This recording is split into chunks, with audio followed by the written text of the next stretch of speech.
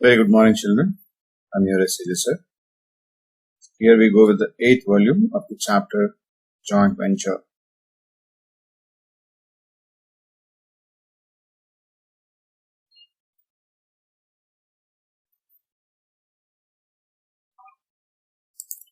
So if you recall, in the beginning I've told you, counting for joint venture, different methods of maintaining books of accounts. When separate set of books of accounts are being maintained, that is what we have seen till now, preparation of a joint venture account, co-ventures account and a joint bank account. But when no separate such sets of books of accounts are being maintained, there are two methods again here to ascertain the profit or loss. That is, when each co-venture keeps records of own transaction, when each co-venture keeps record of all the transactions. And this is called as the MJV method. Here, this method is not there as per our syllabus. So let me not discuss about that. We are now concerned here, right? In this case, the previous method, what we have already seen, it is assumed that each joint venture exists separately. It is regarded as a separate entity. But here we won't regard it as a separate entity. In the sense, each co-venturer just keeps record of only their own transactions. ಇಲ್ಲಿ ನಮ್ಮ ಅರ್ಥ ಏನು ಅಂತಂದ್ರೆ separate ಆಗಿ books of accounts ನ maintain ಮಾಡ್ತಾ ಇದ್ದಾರೆ. ಅಂದ್ರೆ ಅಲ್ಲಿ ಒಬ್ಬ ಸಪರೇಟ್ ಕ್ಲರ್ಕ್ ಇರ್ಬೋದು, ಕ್ಯಾಶಿಯರ್ ಇರ್ಬೋದು, ಅಥವಾ ಬೇರೆ ಯಾರೇ ಇರ್ಬೋದು, ಅಕೌಂಟೆಂಟ್ ಇರ್ಬೋದು, ಅವರು ಅದನ್ನ ರೆಕಾರ್ಡ್ ಮಾಡ್ತಾ ಹೋಗ್ತಾ ಇರ್ತಾರೆ. ಅಥವಾ on behalf of all the co-venturers, right, there might be one co-venture recording all these things. ಆಯ್ತಾ, ಪ್ರತಿಯೊಂದು, ಯಾಕೆಂದ್ರೆ ಅಲ್ಲಿ ಸಪರೇಟ್ ಜಾಯಿಂಟ್ ಬ್ಯಾಂಕ್ ಅಕೌಂಟ್ ನ ಓಪನ್ ಮಾಡಿರ್ತಾರೆ. ಆ ಪ್ರತಿಯೊಂದು ಎಕ್ಸ್ಪೆಂಡಿಚರ್ಸ್ ನ ಅಥವಾ ಸೇಲ್ಸ್ ನ ಎಲ್ಲಿ ಇದು ಡೆಪಾಸಿಟ್ ಮಾಡ್ತಾ ಇರ್ತಾರೆ ಅಥವಾ ವಿತ್ಡ್ರಾ ಮಾಡ್ತಾ ಇರ್ತಾರೆ ಅಂದ್ರೆ ಜಾಯಿಂಟ್ ಬ್ಯಾಂಕ್ ಅಕೌಂಟ್ ಇಂದಾನೆ ಆಪರೇಷನ್ ಮಾಡ್ತಾ ಹೋಗ್ತಾ ಇರ್ತಾರೆ. ಆದ್ರೆ ಇಲ್ಲಿ ಆ ರೀತಿ ಯಾವುದೇ ಒಂದು ಜಾಯಿಂಟ್ ಬ್ಯಾಂಕ್ ಅಕೌಂಟ್ ಇರೋದಿಲ್ಲ. ಪ್ರತಿಯೊಬ್ರು ಅವ್ರವ್ರ ಎಕ್ಸ್ಪೆಂಡಿಚರ್ಸ್ ನ ಅವರು ರೆಕಾರ್ಡ್ ಮಾಡ್ತಾ ಹೋಗ್ತಾರೆ. ಹಾಗೆ ಅವ್ರು ಏನ್ ಸೇಲ್ ಮಾಡ್ತಾ ಇರ್ತಾರೆ ಅನ್ನೋದನ್ನ ರೆಕಾರ್ಡ್ ಮಾಡ್ತಾ ಹೋಗ್ತಾರೆ. ಪ್ರತಿಯೊಬ್ರು ಅವ್ರವ್ರ ಬುಕ್ಸ್ ಅಲ್ಲಿ ಅವ್ರು ರೆಕಾರ್ಡ್ ಮಾಡ್ಕೊಂತ ಹೋಗ್ತಾ ಇರ್ತಾರೆ. ಅದು ಕೊನೆಗೆ ಏನ್ ಮಾಡ್ತಾರೆ, ಅವೆರಡನ್ನು ಸೇರಿಸಿ ಒಂದು ಜಾಯಿಂಟ್ ವೆಂಚರ್ ಅಕೌಂಟ್, ಈ ಎರಡೂ ಇಬ್ರದ್ದು, ಈಗ ಸೇ ಎ ಮತ್ತೆ ಬಿ ಅವರಿಬ್ರು ಒಂದು ಏನನ್ನ ಜಾಯಿಂಟ್ ವೆಂಚರ್ ಕಮೆನ್ಸ್ ಮಾಡಿದ್ರು, ಆಯ್ತಾ, ಒಂದ್ 6 months ಅಥವಾ 7 months ಕಂಪ್ಲೀಟ್ ಆಯ್ತು. ಆ ಜಾಯಿಂಟ್ ವೆಂಚರ್ ಕಂಪ್ಲೀಟ್ ಆಗಿದ ತಕ್ಷಣ ಅವ್ರು ಏನ್ ಮಾಡ್ತಾರೆ, ಪ್ರತಿಯೊಬ್ರು ಅವ್ರವರ ಎಕ್ಸ್ಪೆಂಡಿಚರ್ಸ್ ನ ಮತ್ತೆ ಇನ್ಕಮ್ಸ್ ನ ಅವರು ಇಬ್ರು ಕೂತ್ಕೊಂಡು ಆಯ್ತಾ, ಒಬ್ರಿಗೊಬ್ರು ಅದನ್ನ ಏನೇನ್ ಮಾಡಿದ್ದಾರೆ ಅನ್ನೋದನ್ನ ತೋರಿಸ್ಕೊಂಡು ಅದ್ರ ಮೂಲಕ ಒಂದು ಯಾವ್ದನ್ನ ಮೆಮೊರಾಂಡಮ್ ಜಾಯಿಂಟ್ ವೆಂಚರ್ ಅಕೌಂಟ್ ನ ಪ್ರಿಪೇರ್ ಮಾಡ್ತಾರೆ. ಆಯ್ತಾ, ಅದೇನಕ್ಕೆ ಅಂದ್ರೆ ಟು ನೋ ದ ಪ್ರಾಫಿಟ್ ಅಥವಾ ಲಾಸ್. ಅದಾದ್ಮೇಲೆ ಒಬ್ಬೊಬ್ರು ಆಯ್ತಾ ಫೈನಲ್ ಆ ಒಂದು ಬ್ಯಾಲೆನ್ಸ್ ಎಷ್ಟು ಕೊಡಬೇಕು ಅಥವಾ ತಗೋಬೇಕು ಅನ್ನೋದನ್ನ ಡಿಸೈಡ್ ಮಾಡ್ತಾರೆ. ಅದಷ್ಟೇನೆ, ಸೋ ಸಿಂಪಲ್. ಆಯ್ತಾ, ಅದು crude method, complete crude method. Okay, no double entry system of books of accounts are maintained. Okay, so how you can get it so easily, how you can understand this, you can keep observing this diagram. Assume there are two co-venturers, Amar and Akbar. There are two co-venturers, Amar and Akbar. Okay, they have entered into a joint venture. Now the venture is completed. By the end of the venture, after the completion of the venture, now each of them will be preparing in their own books. Andre illi enagutte, in the books of Amar hage in the books of Akbar, our books alli. Okay, what they will be preparing, they will prepare the account of the other person. Andre iga Amar books alli avanu en ಮಾಡ್ತಾನೆ, he will prepare the joint venture account with whom, with the Akbar.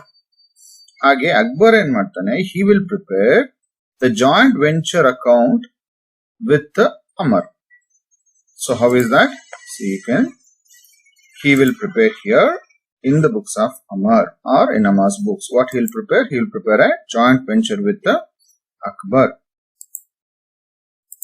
Similarly, what Akbar will do, he will prepare the joint venture with the Amar account. Okay. What for is this being prepared? To know the final profit or loss. Now, each of them, at the end of the, where I'm saying, at the end of the joint venture, before preparing these two accounts, okay, what they do, they will go for preparing one more account called as a memorandum joint venture account. ಆಯ್ತಾ? ಇದು ಇಬ್ಬರು books ಅಲ್ಲೂ prepare ಮಾಡೋದಿಲ್ಲ, ಇದು separate ಆಗಿ ಒಂದು sheet of paper ಅಲ್ಲಿ prepare ಮಾಡೋದು. ಯಾವುದು? MJB account. It is not prepared either in the books of Amar or in the books of Akbar, but will be prepared separately on a separate sheet of paper. What for? To know only the profit or loss made out of the memorandum joint venture account. Iga, say you have to understand this situation like this. Okay, what is that? Memorandum, I mean to say, the joint venture is completed. End of the joint venture, both of them are sitting. Who? Amar is also sitting with his books. Akbar is also sitting with his books. Okay.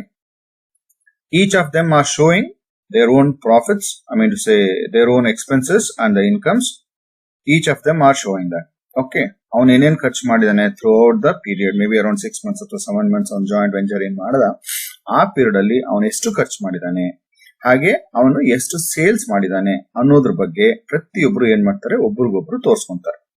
ಈಗ ಎರಡೂ transactions ನ, ಅಂದ್ರೆ ಅಮರ್ ಏನೇನು transact ಮಾಡಿದಾನೆ ಹಾಗೆ ಅಕ್ಬರ್ ಏನೇನು transact ಮಾಡಿದಾನೆ ಅವೆರಡೂ ಸೇರಿಸಿ ಎಲ್ಲಿ ಎಂಟ್ರಿ ಮಾಡ್ತಾರೆ, ಫಸ್ಟ್ ಒಂದು ಸಪರೇಟ್ ಶೇಡ್ ಆಫ್ ಪೇಪರ್ ಅಲ್ಲಿ. ಎಲ್ಲಿ ಅದು?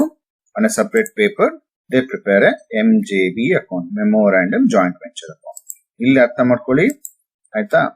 ಈ ಮೆಮೊರಾಂಡಮ್ ಜಾಯಿಂಟ್ ವೆಂಚರ್ ಅಕೌಂಟ್ ಅಲ್ಲಿ ಬರೀ ಎಕ್ಸ್ಪೆನ್ಸಸ್ ಮತ್ತೆ ಇನ್ಕಮ್ಸ್ ಅಷ್ಟೇ ತಗೋಬೇಕಾಗತ್ತೆ ಆಯ್ತಾ.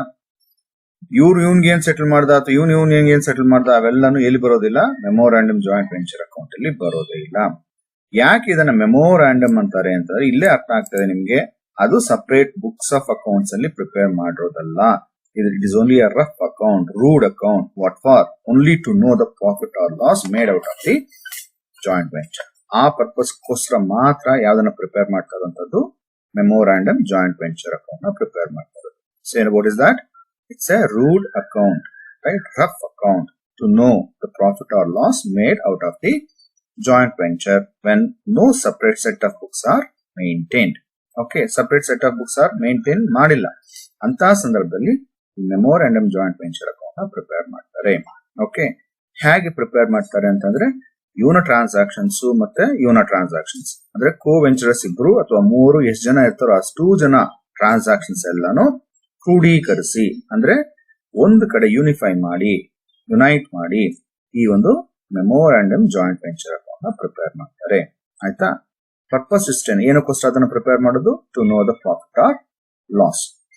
ಅದಾದ್ಮೇಲೆ ಆ ಪ್ರಾಫಿಟ್ ಅಥವಾ ಲಾಸ್ ಬಂದ ಮೇಲೆ ಏನ್ ಮಾಡ್ತಾರೆ, ಅಮರ್ ಅನ್ನೋನು ಅವನೊಂದು ಸ್ವಂತ ಬುಕ್ಸ್ ಅಲ್ಲಿ ಯಾವ್ದನ್ನ ಪ್ರಿಪೇರ್ ಮಾಡ್ತಾನೆ, joint venture with Akbar account ಅಂತ ಪ್ರಿಪೇರ್ ಮಾಡ್ತಾನೆ. ಹಾಗೆ ಅಕ್ಬರ್ ಅನ್ನೋನ್ ಏನ್ ಮಾಡ್ತಾನೆ, ಅವನ ಬುಕ್ಸ್ ಅಲ್ಲಿ joint venture with Amar account ಅಂತ ಪ್ರಿಪೇರ್ ಮಾಡ್ತಾನೆ ಆಯ್ತಾ. ಇದು ನಿಮ್ಗೆ ಅರ್ಥ ಆಗ್ಬೇಕು, ಇದು ಏನಕ್ಕೆ ಮಾಡ್ಬೇಕು. ಈಗ ಇದು ಏನಕ್ಕೆ ಪ್ರಿಪೇರ್ ಮಾಡೋದು ಅಂತ ಗೊತ್ತಾಯ್ತು. ಯಾವ್ದನ್ನ? Memorandum joint venture account. What for it is being prepared? To know the final profit or loss ಆಯ್ತಾ. Now what for is this being prepared? Which one? The joint venture with the Akbar account or the joint venture with Amar account in the books of Akbar. ಹಂಗೆ ಬೇರೆ ಬೇರೆ books ಅಲ್ಲಿ ಆಯ್ತಾ, ಬೇರೆ ಬೇರೆ ಕೋ ವೆಂಚರರ್ಸ್ books ಅಲ್ಲಿ separate ಆಗಿ ಈ ಅಕೌಂಟ್ ನ ಏನಕ್ಕೆ ಪ್ರಿಪೇರ್ ಮಾಡಬೇಕು? Why this account should be prepared? So simple, it is being prepared to know the amount paid or the amount received. ಈ ಪರ್ಪಸ್ಗೋಸ್ಕರ. ಅಂದ್ರೆ ಈಗ ಅಮರ್ ಅನ್ನೋನು ಏನಕ್ಕೆ ಪ್ರಿಪೇರ್ ಮಾಡ್ಕೋಬೇಕು? Joint venture with Akbar.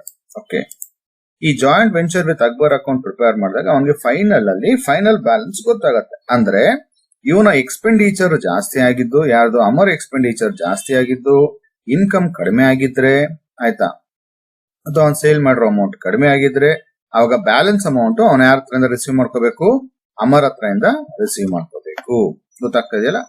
ಹಾಗೇನೆ ಬೈ ಚಾನ್ಸ್ ಇವನ ಒಂದು ಇನ್ಕಮ್ಸ್ ಜಾಸ್ತಿ ಆಗಿದ್ದು ಎಕ್ಸ್ಪೆಂಡಿಚರ್ ಕಡಿಮೆ ಆಗಿದ್ರೆ ಆ ಸರ್ಪ್ಲಸ್ ಏನಿರತ್ತೆ ಅದನ್ನ ಯಾರಿಗೆ ಪೇಮೆಂಟ್ ಮಾಡಬೇಕು? ಅಕ್ಬರ್ ಅನ್ನೋನಿಗೆ ಪೇಮೆಂಟ್ ಮಾಡಬೇಕು. ಗೊತ್ತಾಗ್ತದಿಲ್ಲ. ಹಾಗೆ ಇವನು ಅಷ್ಟೇನೆ, ಯಾರು ಅಕ್ಬರ್, ಇವನ ಒಂದು ಎಕ್ಸ್ಪೆಂಡಿಚರ್ ಜಾಸ್ತಿ ಆಗಿದ್ದು, ಇವನ ಎಕ್ಸ್ಪೆಂಡಿಚರ್ ಜಾಸ್ತಿ ಆಗಿ ಇನ್ಕಮ್ಸ್ ಕಡಿಮೆ ಆಗಿತ್ತು ಅಂತಾರೆ, ಅವನೇನ್ ಮಾಡ್ಬೇಕು, ಇವನ್ ಕಡೆಯಿಂದ ರಿಸೀವ್ ಮಾಡ್ಕೋಬೇಕು. ಅಥವಾ ಇವನ ಒಂದು ಇನ್ಕಮ್ ಜಾಸ್ತಿ ಆಗಿ ಆಯ್ತಾ ಎಕ್ಸ್ಪೆಂಡಿಚರ್ ಕಡಿಮೆ ಆಗಿತ್ತು ಅಂದ್ರೆ ಬ್ಯಾಲೆನ್ಸ್ ಅಮೌಂಟ್ ನ ಯಾರಿಗೆ, ಅಮ್ಮರಿಗೆ ಅವನು ಪೇಮೆಂಟ್ ಮಾಡ್ಕೋಬೇಕಾಗುತ್ತೆ. ಇದು ರಿವರ್ಸ್ ಆಗ್ಬಿಡುತ್ತೆ. ಯಾರ ಬುಕ್ಸ್ ಇಂದ, ಅಕ್ಬರ್ ಬುಕ್ಸ್ ಇಂದ ನೋಡ್ಕೊಂಡಾಗ. So I hope now I am very clear. ಆಯ್ತಾ, ಏನಕ್ಕೋಸ್ಕರ MJV ಅಕೌಂಟ್ ಪ್ರಿಪೇರ್ ಮಾಡಬೇಕು? To know the profit or loss. This is prepared only to know the profit or loss. This is prepared in order to know what is amount receivable or payable to the other co-venture. ಅದೇ ರೀತಿ ಇಲ್ಲಿನೂ ಅಷ್ಟೇ. What for? To know the final amount payable or receivable from the other co-ventures. ಅದನ್ನ ascertain ಮಾಡ್ಕೊಳ್ಳೋದಕ್ಕೆ ಈ separate joint venture with the other co-venture account ಅಂತ prepare ಮಾಡ್ಕೋಬೇಕಾಗುತ್ತೆ. Okay, see how to prepare the memorandum joint venture account. First ಇದನ್ನ prepare ಮಾಡ್ಕೋಬೇಕಾಗುತ್ತೆ. ಇಲ್ಲಿ ನೋಡಿ, to each co-venture account. ಈಗ ನಾನು ಮೇಲ್ಗಡೆ ಎಕ್ಸಾಂಪಲ್ ಹೇಳಿದೆ, ಯಾರ್ದು, ಅಮರ್ ಮತ್ತೆ ಅಕ್ಬರ್ ಅಂತ. ಅವಾಗ to Amar's account. Okay, to Amar's account, whatever the expenditure and purchase made by him. Again to Akbar's account, whatever the expenses and purchase made by him. ಅದನ್ನ separate ತಗೊಂಡಿದೆ. Again to Amar account, if at all he is eligible to get some commission, or Akbar account if he is eligible to get some commission. ಆಯ್ತಾ, ಅದನ್ನ separate ಆಗಿ ತಗೊಂಡು. ಆಮೇಲೆ ಹಾಗೆ credit side, by Amar's account, whatever the sales made by him. By Akbar's account, whatever the sales made by him, right? Or any goods taken over by each and every co-venture, ಅದನ್ನು unsold stock ಇರುತ್ತಲ್ಲ, ಅದನ್ನು ತಗೊಂಡು ಹೋಗಿದ್ರು ಅಲ್ಲಿ ಬರ್ಕೋಬೇಕಾಗುತ್ತೆ. By Amar's account ಅಥವಾ Akbar's account, whatever. Hope you have understood. ಹಾಗೆ ಇಲ್ಲಿ co-ventures account ಅಂತ ಕೊಟ್ಟಿದ್ದೀನಿ. For receiving any other incomes relating to the joint venture such as insurance claim for damages. ಇದು ರೇರ್ ಕೇಸ್, ಇದು ಬಂದಾಗ ನಾನು ಹೇಳ್ತೀನಿ, ಈಗ ಸದ್ಯಕ್ಕೆ ಮರ್ತದ್ದು. ಸೊ ಈಗ ನಿಮ್ಮಲ್ಲಿ ಮೈಂಡ್ ಅಲ್ಲಿ ಏನೇನ್ ಇರಬೇಕು, ಬರೀ ಇಷ್ಟನೇ, expenses made by each co-venturer or commission payable to the co-venturer. ಆಯ್ತಾ, ಹಾಗೆ ಸೇಲ್ಸ್ ಅಷ್ಟೇನೆ. ಆಯ್ತಾ, and if it all stock taken over, unsold stock taken over, ಅದನ್ನ ಕ್ರೆಡಿಟ್ ಸೈಡ್ ಬರ್ಕೊಳ್ಳಿ. ರೈಟ್, ಆ ಒಂದು co-venturer account. Then what you have to do, you have to prepare, find out the balance, and if there is a profit, distribute to the co-venturers account, and if there is a loss, distribute to the co-venturers account. So ಇದ್ರ profit ಅಥವಾ loss ಬರುತ್ತೆ. ಆಯ್ತಾ, ಇದೆ simple thing. ಈಗ ಒಂದು ಇಲ್ಲಿ observe ಮಾಡಿರ್ಬೋದು, ನಾನು ಎಲ್ಲಾದ್ರೂ ಕ್ಯಾಶ್ ಅಥವಾ ಬ್ಯಾಂಕ್ ಅಕೌಂಟ್ ಅಂತ ಬರ್ದಿದ್ದೀನ ಇಲ್ಲಿ?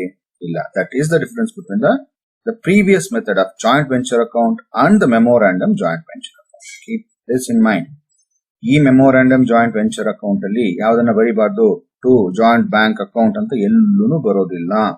No expenses, no cash account or bank account to be shown anywhere here. Okay, and whatever the amount being settled among the co-venturers, that also will not come here. So remember, only the expenses and the sales being made, adastene yadರಲ್ಲಿ ಬರುತ್ತೆ, joint venture account ಅಲ್ಲಿ ಬರುವಂತದ್ದು, memorandum joint venture account ಅಲ್ಲಿ ಬರುವಂತದ್ದು. ಆಯ್ತಾ, any payments or settlements among the co-venturers will never come in the memorandum joint venture account. That you have to keep in mind. Now, how to go ahead with the next, that is joint venture with the other account. ಈಗ say for example ಇಲ್ಲಿ ಕೊಟ್ಟಿದ್ದೀನಿ, example ಕೊಟ್ಟಿರುವಂತದ್ದು. ಈಗ in the books of X ಅಂತ ನೀವು ಮಾಡೋಂಗಿದ್ರೆ ಆವಾಗ ನೀವು ವೈ ಅಕೌಂಟ್ ಅಂತ ಪ್ರಿಪೇರ್ ಮಾಡಿ, joint venture with Y account. ಆಯ್ತಾ, this is what already I told you here. If you could remember, if you are preparing in the books of Amar, what we have to write, we have to write joint venture with Akbar account. ಹಾಗೆ when you are preparing in the books of Akbar, joint venture with Amar account ಅಂತ ತಗೋಬೇಕಾಗುತ್ತೆ. ಆಯ್ತಾ, ಇಲ್ಲಿ ಏನಪ್ಪಾ, ಇದು very simple prepare ಮಾಡುವಂತದ್ದು, ಜ್ಞಾಪಕ ಇಟ್ಕೊಳ್ಳಿ. ಆಯ್ತಾ, ಈಗ ಎಕ್ಸ್ ಬುಕ್ ಅಲ್ಲಿ ನಾವು ಪ್ರಿಪೇರ್ ಮಾಡ್ತಾ ಇದೀವಿ ಅಂತಂದ್ರೆ, ಆಯ್ತಾ, ಇಲ್ಲಿ ಹೆಸರು ಬರ್ದಿರ್ತೀವಿ joint venture with Y account ಅಂತ, need not to bother about it.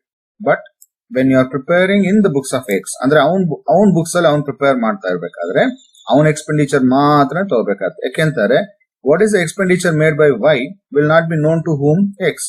ಅರ್ಥ ಆಗ್ತದಿಲ್ಲ. ಹಾಗೆ ಅವನೇನ್ ಇನ್ಕಮ್ಸ್ ರಿಸೀವ್ ಮಾಡ್ಕೊಂಡಿದ್ದಾನೆ ಅದು ಯಾರು ಗೊತ್ತಿರೋದಿಲ್ಲ, ವೈ ಗೊತ್ತಿರೋದಿಲ್ಲ. ಹಾಗಾಗಿ ಎಕ್ಸ್ ಬುಕ್ ಅಲ್ಲಿ ಬರೀ ಎಕ್ಸ್ ರೆಕಾರ್ಡ್ಸ್ ಮಾತ್ರ ಪ್ರಿಪೇರ್ ಮಾಡುವಂತ ಅಥವಾ ರೆಕಾರ್ಡ್ ಮಾಡುವಂತದ್ದು.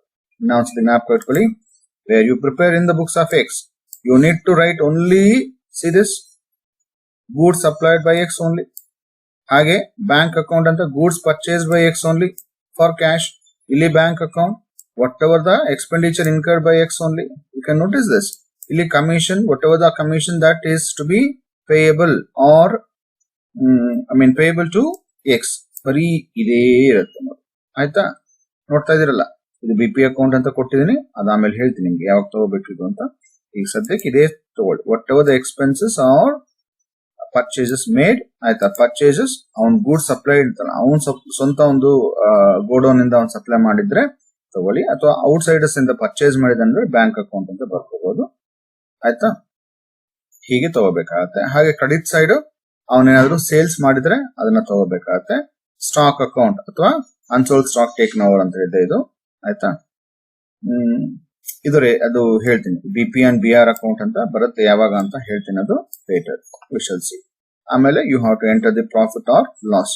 ನೋಡಿ ಇಲ್ಲಿ ಪ್ರಾಫಿಟ್ ಅಂಡ್ ಲಾಸ್ ಅಕೌಂಟ್ ಅಂತ ಹೇಳ್ತೀವಿ. Don't write joint venture account here, right? What you have to write? Profit and loss account, that is a X share of loss. ಹಾಗೆ ಇಲ್ಲಿ X share of profits that should be taken. And here you can see whatever I have mentioned in the red color. This is what I told you earlier.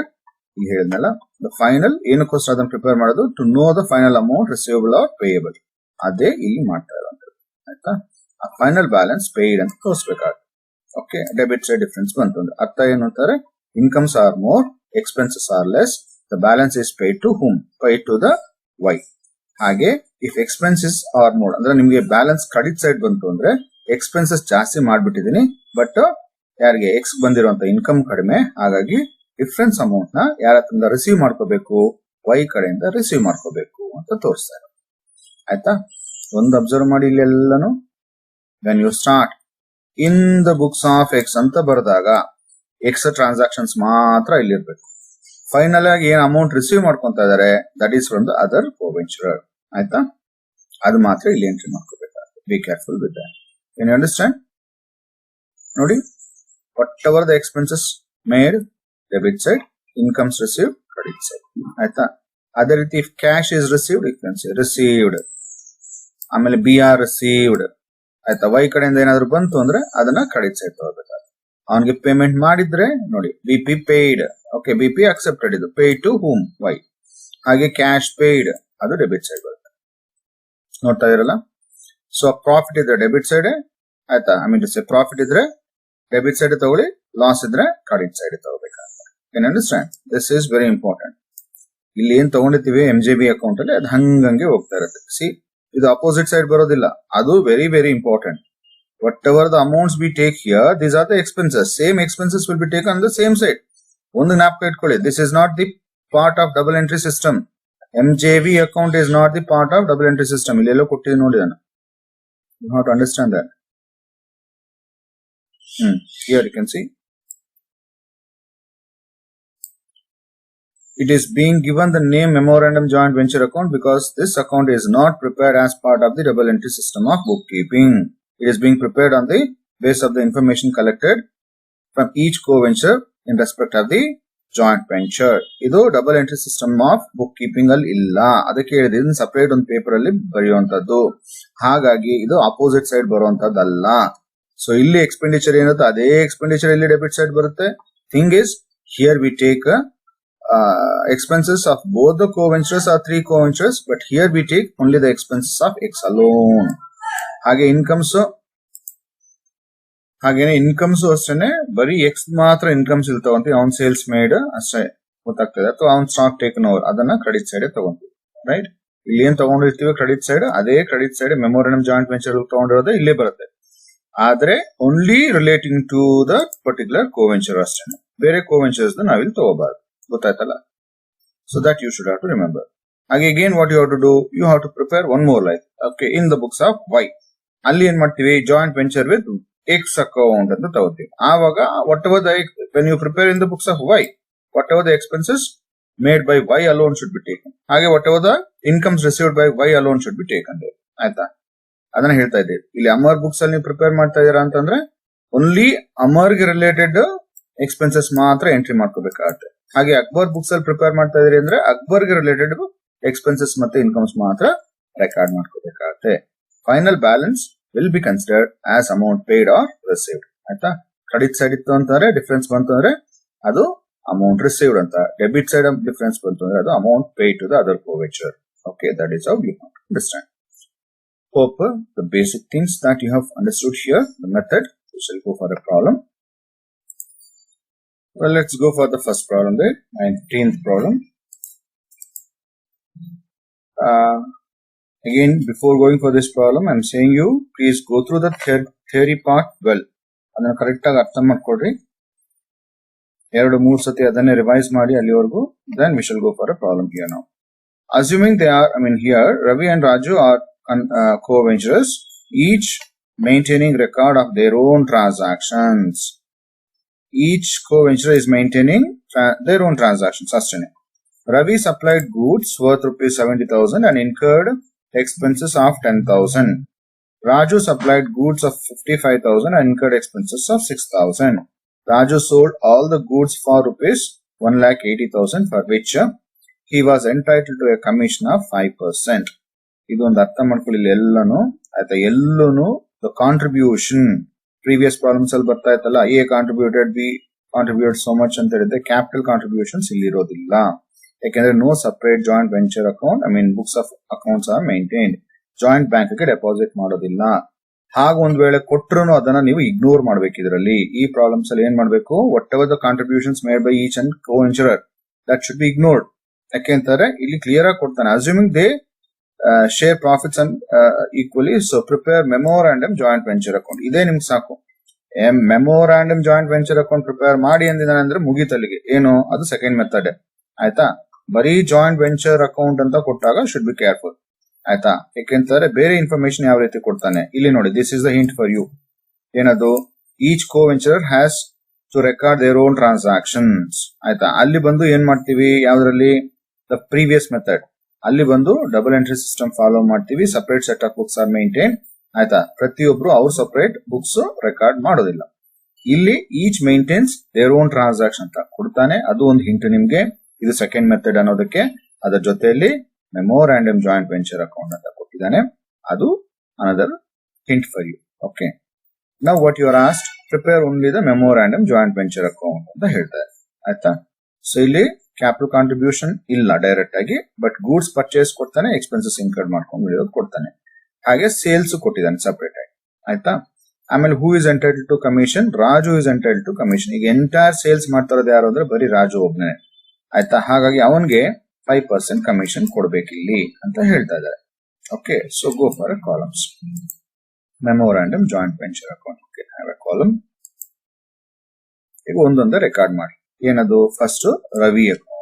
ಆ ರವಿ ಏನ್ ಖರ್ಚು ಮಾಡ್ತಾನೆ ಅಂತ ನೋಡಿ. Ravi supplied goods worth rupees 70,000 and incurred expenses of 10,000. ಇವೆರಡು ಸೇರಿಸಿ ಆಯ್ತಾ ಅವನ ಅಕೌಂಟ್ಗೆ ಬರ್ಕೊಳ್ಳಿ, ಅವನ ಹೆಸರಿಗೆ ಬರ್ಕೊಳ್ಳಿ. To Ravi's account.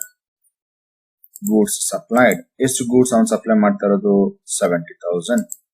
ಹಾಗೇನೆ ಎಕ್ಸ್ಪೆನ್ಸಸ್ ಇನ್ಕರ್ ಮಾಡ್ತಾ ಇರೋದು ಎಷ್ಟು 10,000. ಸೊ ಟೋಟಲಿ ಅವನ ಒಂದು ಖರ್ಚು ಎಷ್ಟಪ್ಪ ಅಂತಂದ್ರೆ 80,000 ರೂಪಾಯಿ ಅವನದು ಖರ್ಚು. ಹಾಗೆ Raju supplied goods worth rupees 55,000 and incurred expenses of 6,000. Don't write cash or bank here, just write their name alone. To Raju's account. Goods supplied 55,000 and the expenses incurred by him 6,000. So in total he has a incurred expenditure of 61,000. ಅವನ ಖರ್ಚು ಎಷ್ಟಪ್ಪ ಅಂದ್ರೆ 61,000. ಮುಗಿತಾ ಅಲ್ಲಿಗೆ. Next ಏನ್ ಹೇಳ್ತಾನೆ ನೋಡಿ. Raju sold all the goods for rupees 1,80,000. ಯಾರು ಸೇಲ್ ಮಾಡ್ತಾ ಇರೋದು, Raj. So write on credit side by Raju's account. Entire sales, expenses ಎಲ್ಲ debit side, incomes credit side, ಅದು ಗೊತ್ತಿದೆ ನಿಮ್ಗೆ. ಸೊ ಈಗ ಸೇಲ್ಸ್ ಎಲ್ಲಿ ತಗೋಬೇಕು, ಕ್ರೆಡಿಟ್ ಸೈಡ್ ತಗೊಂಡು 1,80,000. ಫರ್ದರ್ ಹೇಳ್ತಾನೆ for which he was entitled. He ಅನ್ನೋದು ಯಾರು ಇಲ್ಲಿ ಹಿ ರಾಜುನೇ. Okay, for which he was entitled to a commission of 5%. So write on debit side to Raju's account. That is the commission. ಯಾವ್ದ್ರ ಮೇಲೆ, ಅವನ್ sales ಮೇಲೆ 1,80,000 into 5%. So that gives you 9,000. That's it. No other entries here. So find the total. ಈಗ total same 1,80,000 ಇರುತ್ತೆ. Credit side is more. So difference you are getting 30,000. ಅದನ್ನ 1:1 ratio ದಲ್ಲಿ distribute. So each will be getting 15,000. Hope you have understood this. Very simple. Very simple. Yeah. But good. Pause down. Write down.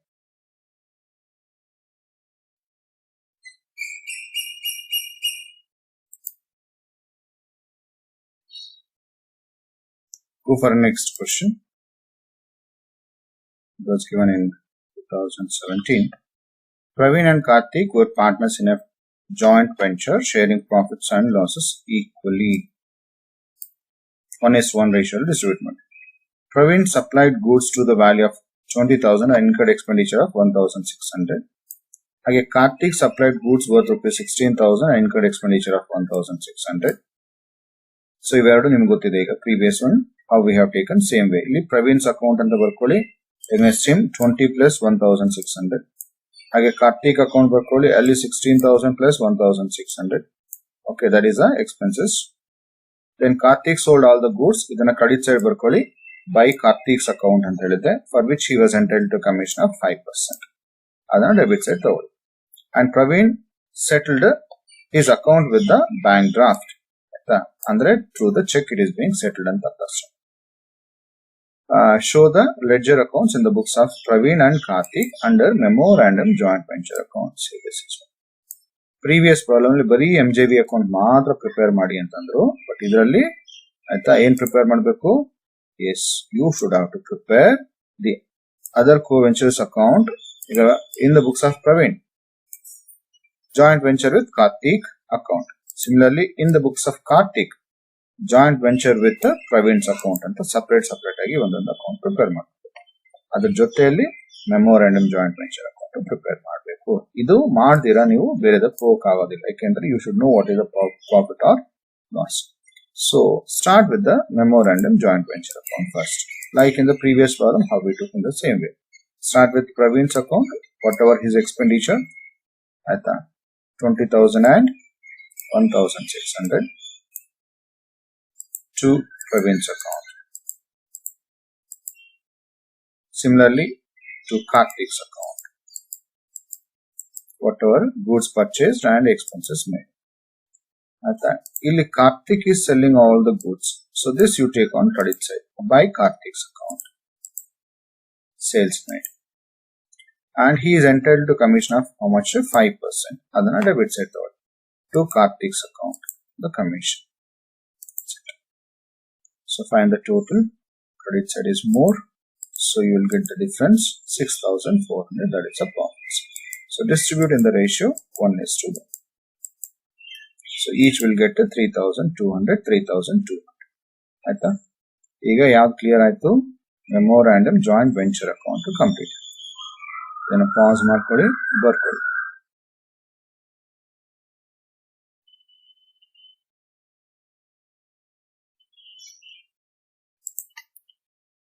So now you can start. After completing the memorandum joint venture account, you can go for in the books of Praveen, joint venture with Karthik's account. So you can start with in the books of Praveen, joint venture with Karthik's account. So you should not write the other co-ventures name here. Okay. When you are writing in the books of Praveen, you should have to go for only ಇಲ್ಲಿ ಪ್ರವೀಣ್ ಹೆಸರು ಎಲ್ಲೆಲ್ಲಿದೆ ಅಂತ ನೋಡ್ಕೊಳ್ಳಿ. ಆಯ್ತಾ? ಪ್ರವೀಣ್ ಹೆಸರು ಎಲ್ಲಿದೆ? ಇಲ್ಲಿ ಎರಡು ಕಡೆ ಇದೆ. ಇದು ಒಂದು, ಆಮೇಲೆ ಇಲ್ಲಿ ಒಂದು. ಆಯ್ತಾ? ಆದ್ರೆ ಇದು ಸಪರೇಟ್ ತಗೋಬೇಕು. ಇದು ಪರ್ಚೇಸಸ್, ಇದು ಬ್ಯಾಂಕ್ ಅಕೌಂಟ್ಗೆ ಅಂತ ಬರ್ಕೋಬೇಕು ಸಪರೇಟ್ ಆಗಿ. ಯಾಕಂದ್ರೆ ಎಕ್ಸ್ಪೆನ್ಸಸ್ ನ ಆಯ್ತಾ ಅವ್ನ್ ಸಪ್ಲೈ ಮಾಡಿರೋದೇನಂದ್ರೆ ಅದು ಸಪರೇಟ್ ಪರ್ಚೇಸಸ್ ಅಕೌಂಟ್ಗೆ ತಗೋಬೇಕು. So write on debit side ನಾವು to purchases account, that is the material supplied by Praveen. ಎಷ್ಟು ಅಮೌಂಟ್ ಅದು? 20,000. ಹಾಗೆ ಅವನ ಎಕ್ಸ್ಪೆಂಡಿಚರ್ ಇದೆ ಅಲ್ಲ, ಇದು ಎಕ್ಸ್ಪೆನ್ಸಸ್. ಆ ಎಕ್ಸ್ಪೆನ್ಸಸ್ ಗೆ what you have to write? To bank account, that is this expenditure. ಮತ್ತೆ ಇನ್ನೆಲ್ಲಿದೆ ಪ್ರವೀಣ್ ಹೆಸರು? ಇಲ್ಲಿದೆ. ಏನಕ್ಕೆ? ಅದು ಪ್ರಾಫಿಟ್. ಎಷ್ಟದು? 3,200. ಆ ಪ್ರಾಫಿಟ್ ನ ತಗೋ debit side to profit and loss account 3,200. ಆಯ್ತಾ? ಇದಿಷ್ಟು ಮುಗಿತು. ಈಗ ಕ್ರೆಡಿಟ್ ಸೈಡ್ ಅವನ ಸೇಲ್ ಮಾಡಿದಾನೆ ಇಲ್ಲಿ? ಇಲ್ಲ. Who has sold this? Karthik has sold. So you should not write here. Okay. ಬರೀ ಪ್ರವೀಣ್ ರಿಲೇಟೆಡ್ ಎಂಟ್ರೀಸ್ ಮಾತ್ರ ಇಲ್ಲಿ ಮಾಡ್ಕೋಬೇಕಾಗುತ್ತೆ. So wherever Praveen's name is there, you can see. Be careful. In the books of Praveen anta ಮಾಡಿದಾಗ ಬರೀ ಪ್ರವೀಣ್ಗೆ related amounts ಮಾತ್ರನೇ ಅದೇ side ತಗೋಬೇಕು. ಇಲ್ಲಿ ಡೆಬಿಟ್ ಸೈಡ್ ಇದೆ, ಇಲ್ಲಿ ಡೆಬಿಟ್ ಸೈಡ್ ತಗೊಂತೀವಿ. ಗೊತ್ತಾಗ್ತಾ ಇದೆಯಲ್ಲ? ಈಗ that's all. Now find the total. So how much you are getting? 24,800. ಈಗ ಇದು ಅರ್ಥ ಏನಪ್ಪಾ ಅಂತಂದ್ರೆ, ಆಯ್ತಾ, ಇವನು ಎಕ್ಸ್ಪೆಂಡಿಚರ್ಸ್ ಜಾಸ್ತಿ ಮಾಡ್ಬಿಟ್ಟಿದ್ದಾನೆ, ಅವನ ಪ್ರಾಫಿಟ್ ಸೇರ್ಕೊಂಡು 24,800 ರೂಪಾಯಿ ಬರಬೇಕು. ಯಾರಿಗೆ ಬರಬೇಕು? ಪ್ರವೀಣ್ಗೆ ಬರಬೇಕು. ಯಾರ ಹತ್ರ ಇಂದ? ಕಾರ್ತಿಕ್ ಹತ್ರ ಇಂದ ಬರಬೇಕು. ಹಾಗಾಗಿ ಅದನ್ನ ಕ್ರೆಡಿಟ್ ಸೈಡ್ ತಗೊಂಡು by bank account. See now the difference amount. ಏನರ್ಥ ಈಗ? How do you read this entry? Bank account ಬಿಟ್ಟು ಕಾರ್ತಿಕ್ಸ್ ಅಕೌಂಟ್ ಅಂತ ಅರ್ಥ. ಅಂದ್ರೆ from Karthik the amount is being received, that is amount. Okay, ಅರ್ಥ ಆಯ್ತಲ್ಲ? And similarly, right now, in the books of Karthik, joint venture with the Praveen's account. In the books of Karthik, joint venture with the Praveen's account. ಬರ್ಕೊಳ್ಳಿ. ಆಯ್ತಾ? ಇಲ್ಲಿ ಮತ್ತೆ ನೋಡಿ, ಯಾವ್ದನ್ನ memorandum joint venture account ನ ನೋಡ್ಕೊಳ್ಳಿ. See whatever, wherever Karthik's name is there. So here it is there, here it is there, and here it is there. Okay, so here whatever the goods supplied, write it as to purchases account on the debit side, 16,000. ಹಾಗೆ ಇಲ್ಲಿ expenditure ಏನಿದೆ ಅದನ್ನ ಬರ್ಕೊಳ್ಳಿ, ಅದು to bank account ಅಂತ ಬರ್ಕೊಳ್ಳಿ, that is the expenses paid. Then apart from that, what you have to write? The commission, that is a commission 2,400. Next, ಇಲ್ಲಿ profit ಇದೆಲ್ಲ 3,200, ಅದನ್ನ ಬರ್ಕೊಳ್ಳಿ. To profit and loss account 3,200. ಆಮೇಲೆ ಇಲ್ಲಿ ಕ್ರೆಡಿಟ್ ಸೈಡ್ ನೋಡಿ, ಕಾರ್ತಿಕ್ ಅಂತ ಇದೆ, ಇದು 48,000, that is a goods sold. This you write on credit side by bank account. So whatever the sales being made.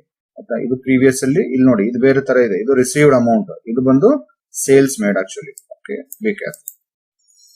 Now you can find the difference. So total is more again 48,000. ನಿಮಗೆ ಇಲ್ಲಿ ಏನ್ ಬಂದಿದೆ ಅಲ್ಲ, ಎಷ್ಟು? This is the amount receive from home Karthik. ಇದೇ amount difference ನಿಮಗೆ ಎಲ್ಲಿ ಬಂದಿರಬೇಕು? ಡೆಬಿಟ್ ಸೈಡ್ ಬರಬೇಕು. ಹಾಗೆ ಬರ್ಲಿಲ್ಲ, ನಿಮ್ಮ ಆನ್ಸರ್ ಎಲ್ಲೋ ಒಂದ್ ಕಡೆ ರಾಂಗ್ ಆಗಿರುತ್ತೆ ಅಂತ ಅರ್ಥ.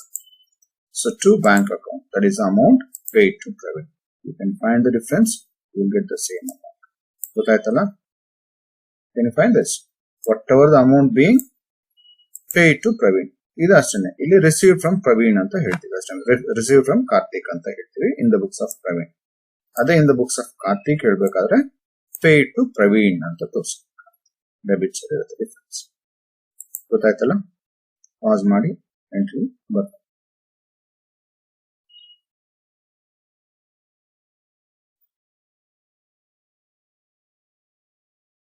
ಸಿಂಪಲ್ ಅಂತ ಅನ್ಸುತ್ತಲ್ವಾ? So keep doing this. ಆ ಫಾರ್ಮ್ಯಾಟ್ಸ್ ನೋಡಿ 2-3 ಸತಿ, ಆಯ್ತಾ? ಆಮೇಲೆ ಇದನ್ನ you please work out. Okay, thank you.